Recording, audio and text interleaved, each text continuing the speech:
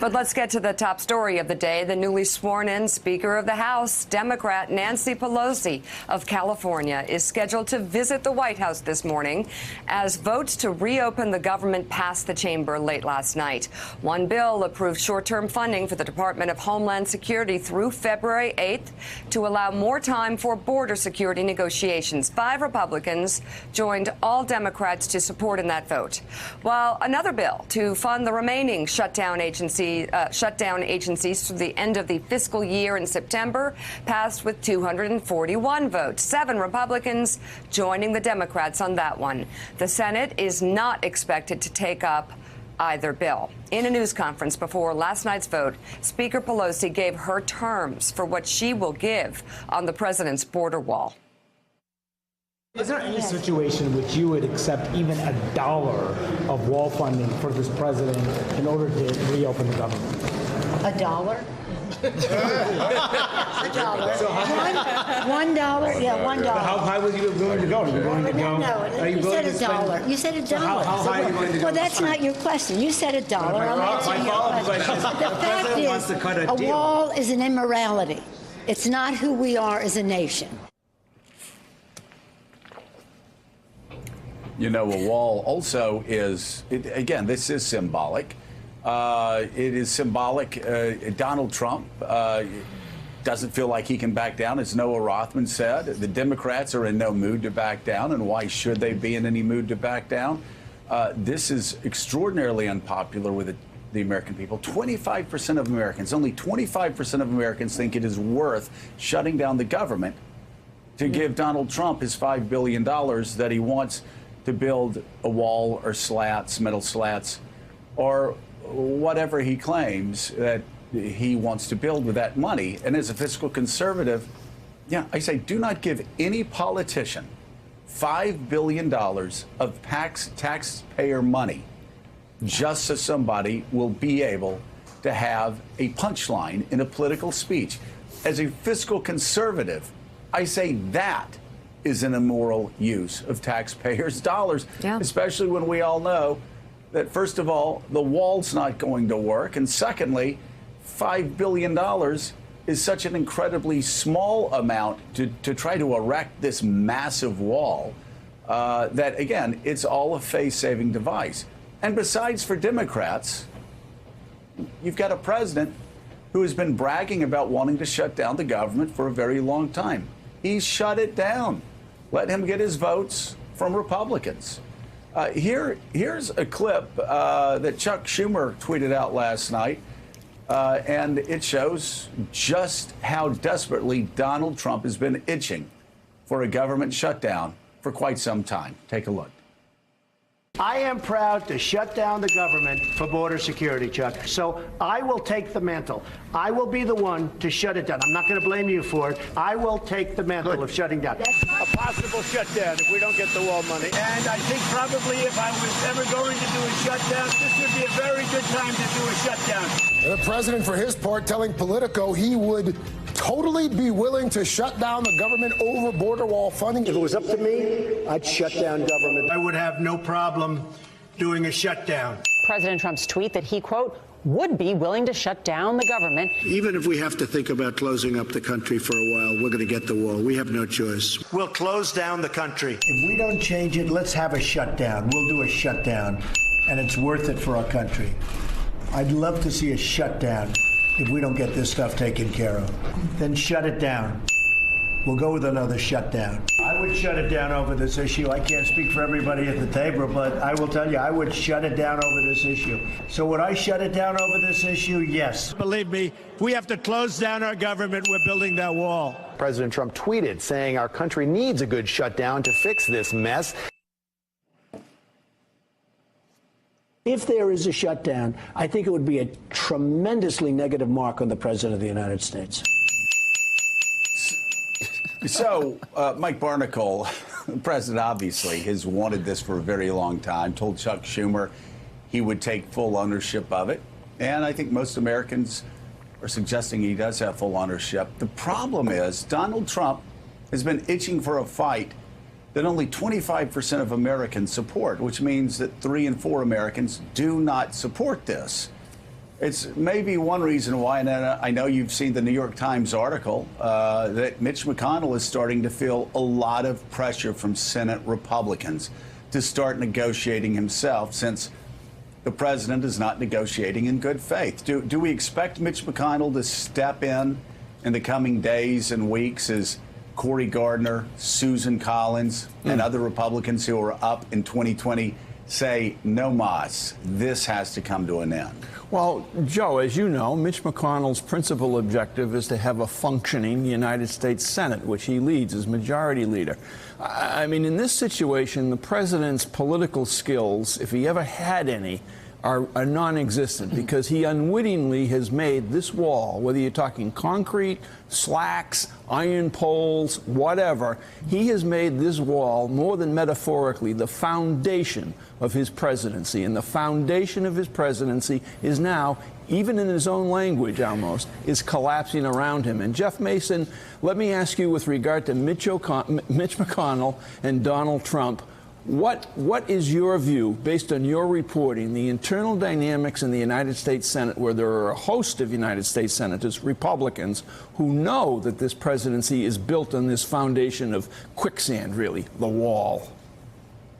Well, I think at this point, Senator McConnell is offering protection to President Trump, you know, by making very clear that he will not put up a vote, or the bill passed by the House up for a vote. That's essentially giving President Trump a pass on not having to use the veto pen, which would then even more give responsibility to President Trump for not getting the government open again. That's an alignment between Senator McConnell and President Trump. And we'll see how long Mitch McConnell is able to hold out. I mean, there is absolutely pressure now coming from others within the Republican Party, certainly in the Senate, for some people who are vulnerable in 2020, for this not to continue. And at some point, we'll see if that pressure really has an effect on McConnell as well.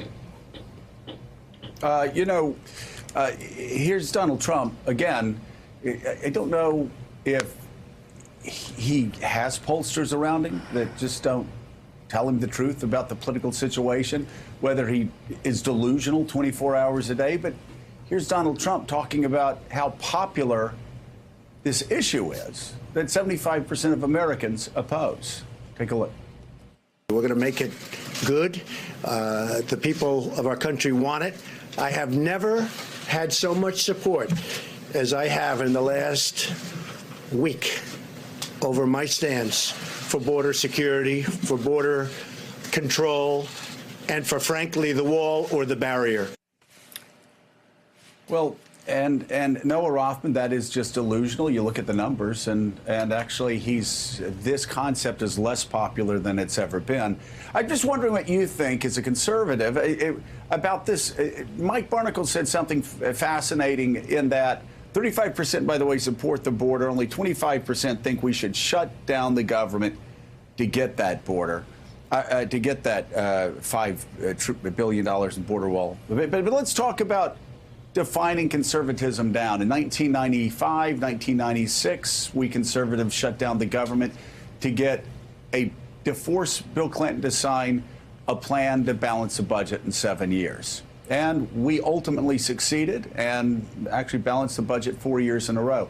In 2013, the government was shut down by conservatives, and they did it for a lot of to push sequestration, to push fiscal restraint. 2018 into 2019, Donald Trump is now shutting down the government over a fictional wall that's going to cost $5 billion. Just so he has a political punchline. And as you have said time and again, it's meaningless.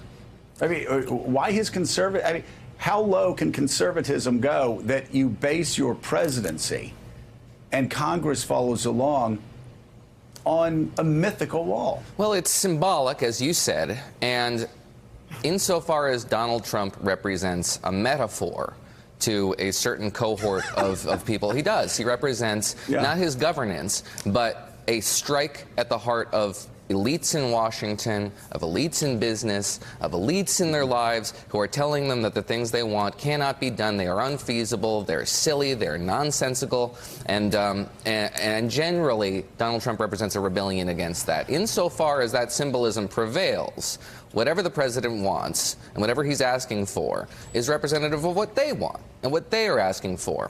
And what Mitch McConnell is facing in the rebellion of these Republicans is really quite significant. If Republicans forced Donald Trump to abandon this pledge, he would be a politically neutered entity. And I think that would redound, frankly, more to his benefit, because his base would rally to him. They wouldn't rally to Republicans. They would rebel against Republicans and force Republicans into an even worse situation in 2020 as their base of support erodes and loses enthusiasm. So this is really a very politically difficult situation for all Republicans, the president and the Republicans in Congress all around. They are in a box of their own making, and I don't see an easy way out of it for anybody. But, Mike, this isn't rebellion against the elites. This is rebellion against reality.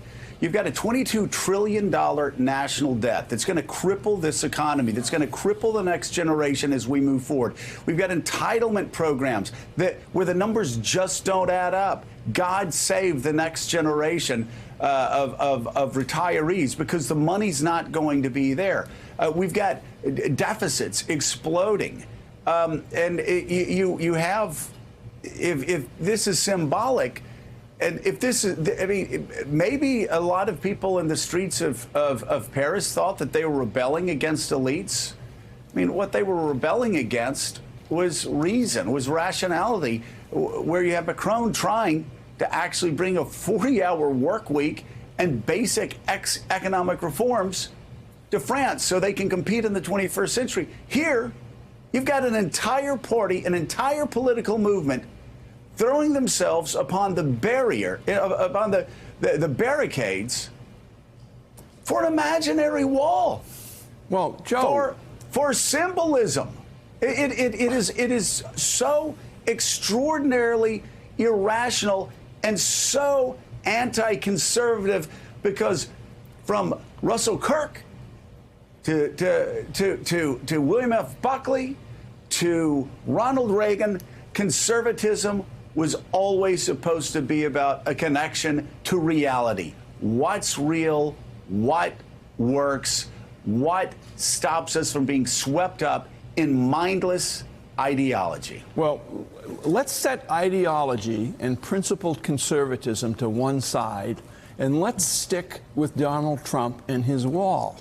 And let's ask ourselves, is something the president has clearly never even thought about, is what does it say about the strength and real devotion of his supposed base if they would walk away from him if he doesn't get $5 billion for a wall? He fears they would walk away from him. Boy, that's some strong base that he's got there. They flee because he can't get $5 billion for a foolish wall. Yeah. Susan Page, go ahead. It's your show. I was just going to say, I was just going to ask Donnie the question, but why don't we ask Susan Page? Hey, Susan, I thought Donald Trump said he could shoot somebody on Fifth Avenue and get away with it. He can't even get away with Rush Limbaugh and Ann Coulter being upset with him for 15 minutes. You know, it's interesting to look back. Maybe we forget this. It was just a couple weeks ago the president was willing to sign a deal, a short-term funding bill that didn't have money for the wall. And it was when he got criticism from just a couple conservative talk show hosts that he backed down and then took this position that absolutely wouldn't agree to that. You know, it seems to me there are only two ways out of this. One is that President Trump declares victory, accepts a deal that doesn't have funding for a wall, has funding for border security, and moves on, or that he tries to make it much bigger. You see some signs of this in the administration, the idea of a big deal that would include protection for the Dreamers, paired with funding for the wall. That's a deal Democrats a while back were willing to take. It requires a certain amount of trust between the negotiators, but beyond making it much bigger or just folding, I just don't see a way out of this. You know, Donnie, part of this is kind of fascinating when you consider Trump's background. I mean, he's a showman. He's not a politician, really. He's not a developer, really. He's a showman. And the wall, in his essence, in his mind, and in his life, is basically, it's like one of those applause signs that they have up at sitcoms when they film them, applaud now or laugh now. That's what the wall is. Yeah, everything. It's a zero-sum game. It's I won, I lost, you lost, I won. The irony of this wall is he shut down the government because on a broken promise. Mexico was supposed to pay for this wall. So he ran for years saying, I'm building a wall. We're not even paying for it. Mexico is paying for it. And now he's shutting it down because we're not going to pay for it.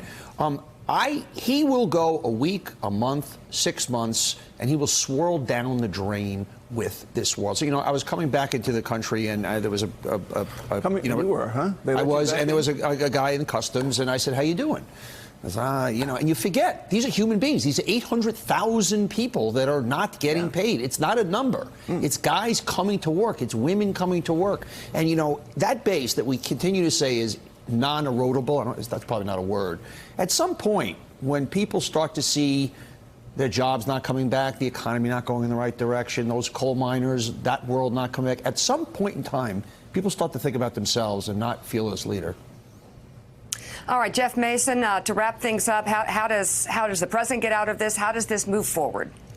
Well, it moves forward a little, or could move forward a little bit today. The president is scheduled to meet with Democrats and Republicans from Congress at 11:30, and so they will continue some negotiations today. It was very interesting after their latest round on Wednesday, just a couple of days ago. White House officials made a big point of saying that they all agreed that they would wait until Friday once now Speaker Pelosi had won her election, suggesting that perhaps she would be ready to change her position a little bit once she had the confidence of being able to have that title of Speaker.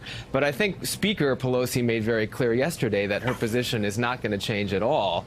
She's drawn a line in the sand. The Republicans and the White House have drawn a line in the sand. So which side is going to move? Which side is willing to change a little bit? Is there any middle ground between the money that the Democrats are willing to give for border security and the $5.6 billion that President Trump is demanding for a wall? We'll see. We'll see if they make any headway on that at 11:30 today. But it does not seem like either side is willing, at least at this point, to say, yeah, we'll give up what we've been demanding. All right, Jeff Mason, thank you so much. We appreciate it. And it would be so hard for Democrats to actually enter into any deal with Donald Trump. He's already promised in the past that he was going to work with them and agree to whatever deal they agreed to. DACA was put out there. Stephen Miller told the president he couldn't take that deal. Another deal was put out there a few weeks ago. Ann Coulter and Rush Limbaugh told him he couldn't go with that deal.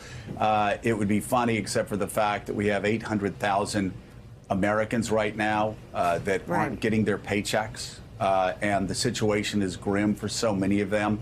And still, the president's concerned about talk show hosts and them being angry at him. So we'll see how that goes. But Donnie brings up a great point, too, folks, and that is Donald Trump promised us thousands of times during the campaign that Mexico was going to pay for this wall. Oh, we can get you the clips over and over again. For a year and a half. We're not going to pay a dime. Mexico's going to pay for the wall. So it is really bizarre that we're even having this discussion because Donald Trump has failed miserably in that part of the promise. He couldn't get Mexico to pay for the wall. So now he's trying to make you pay for another broken campaign promise. Hey, Mika. Thanks for checking out MSNBC on YouTube, and make sure you subscribe to stay up to date on the day's biggest stories. And you can click on any of the videos around us to watch more from Morning Joe and MSNBC. Thanks so much for watching.